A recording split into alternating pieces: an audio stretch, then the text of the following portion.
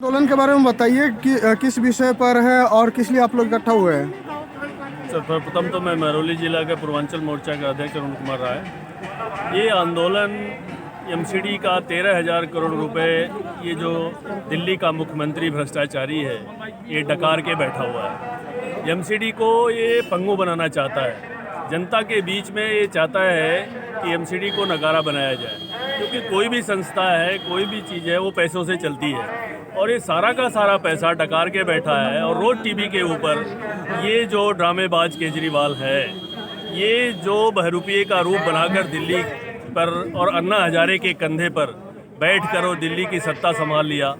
इतना धोखेबाज, इतना झूठा मुख्यमंत्री जिसने ये कहा कि मैं न तो बंगला लूँगा, न मैं तो गाड़ी लूँगा, न मैं तो दिल्ली पुलिस की सिक्योरिटी लूँगा। ये इतना झूठा मुख्यमंत्री जिसने ये सब कहते हुए अपने बच्चे की कसम खाई। जो आदमी अपने बच्चे का नहीं है, क्या वो दिल्ली की जनता का हो सकता है क्या?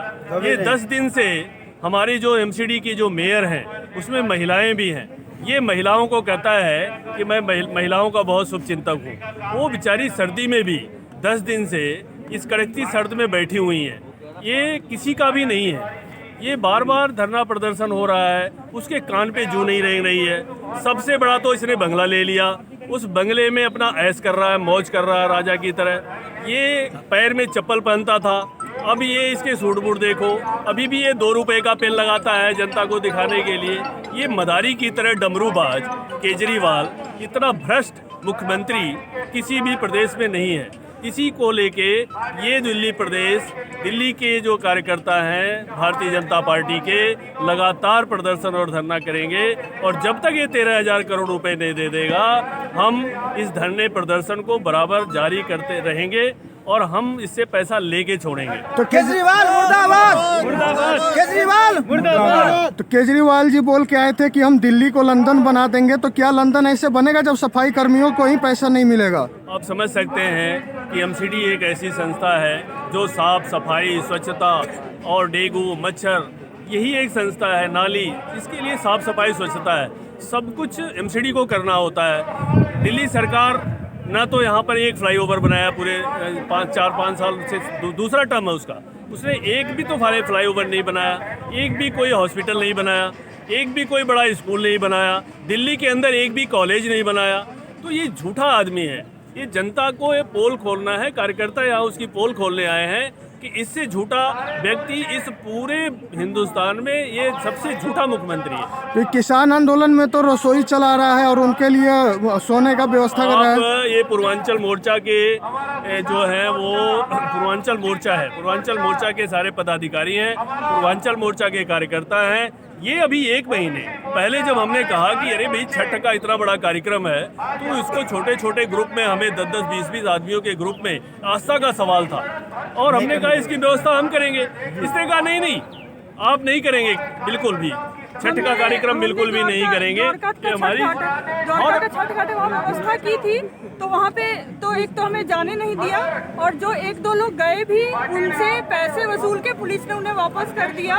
तो ऐसा परेशान हमें किया गया। इतनी परेशानी, हमारा छठ बहुत ही आस्था का पर्व है लेकिन बहुत ही ज्यादा परेशान किया। ये बार जब भी आप देखें उसके जस्ट 1 महीने के बाद जैसे ही किसान आंदोलन हुआ, ये वहाँ रसोई चला रहा है, उनको जो है बगला रहा है, उनके लिए हेल्प कर रहा है। क्या वहाँ कोरोना नहीं होगा क्या? आप वहाँ आप समझ सकते हैं कि वो कितना बड़ा हेल्प कर रहा है। तो इतने मजदूरों को इसने वापस कर दिया, लाखों मजदूर थे। क्या आपको नहीं लगता है कि उसी समय हम लोगों को डिमांड उठानी थी कि ये नकाब उतारना चाहिए था इसका? ये इतना धोखेबाज है, ये गिरगिट की तरफ रंग बदलता है। ये मदारी नहीं होता, मदारी जैसे मदारी डमरू बजाता है, तो ये डमरूबाज है। हमने कहा कि ये बहरूपिया है, इसके रूप अनेक है लेकिन ये काम नहीं करता जनता के बीच में। हमारे जो कार्यकर्ता थे, जब से लॉकडाउन हुआ, मोदी जी ने जिस दिन से अनाउंस किया, एक कार्यकर्ताओं ने एक घर में बीजेपी का कार्यकर्ता है, ये संवेदनशील कार्यकर्ता है, ये देशभक्त कार्यकर्ता है। इन्होंने लोगों को चप्पलें पहनाई, लोगों के घरों में खाना बांटा। आप देख सकते हैं कि एक भी आपका कार्यकर्ता कहीं किसी गली में, मोहल्ले में नहीं दिखा, नहीं तो ये टोपी लगाकर जगह जगह घूमता था। आज वो कहाँ गए कार्यकर्ता? सर मैं ये पूछना चाहता हूँ, जनता भी जानना चाहती है कि जो तमाम पॉइंट होते हैं केजरीवाल को घेरने के लिए, जैसे लाखों मजदूर जब वापस जा रहे थे या फिर जब दिल्ली दंगा हुआ था, कई लोगों को काटा गया, मारा गया, तो उस समय घेराव क्यों नहीं हुआ केजरीवाल का? देखिए, उस समय चुनावी समय था, जब ये शाहीन बाग का मुद्दा था, उस समय इसने चुनावी समय था। चुनावी के समय में जनता जो थी, हमारे जो नेता थे, अमित शाह जी थे, उन्होंने जनता को बहुत समझाया कि देखिए, ये जो इसने शाहीन बाग का मुद्दा लेके बैठा हुआ है, ये चुनावी स्टैंड है। और जैसे ही ये चुनाव खत्म हुआ, आपने देखा कि उसके पार्षद उसके अंदर लिप्त थे, उसके अंदर आतंकवादी घटनाएं कर रहे हैं, उसके अंदर जो है वो दंगा फैला रहे हैं। तो जनता भोली है, दिल्ली की जनता बहुत भोली है जनता है। उनके पार्षद, उनके एमएलए दंगाई में शामिल हैं, वो सब। आपको क्या लगता है केजरीवाल हमारी बात सुनेगा, आपकी बात सुनेगा?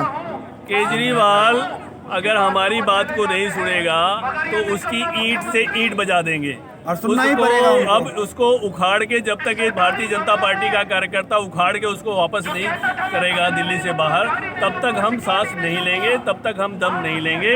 ये कार्यकर्ता ऐसा कार्यकर्ता है बीजेपी का कि इसको छोड़ेगा नहीं। ठीक है जी, बहुत बहुत धन्यवाद हमसे बात धन्यवाद जी। करने के लिए।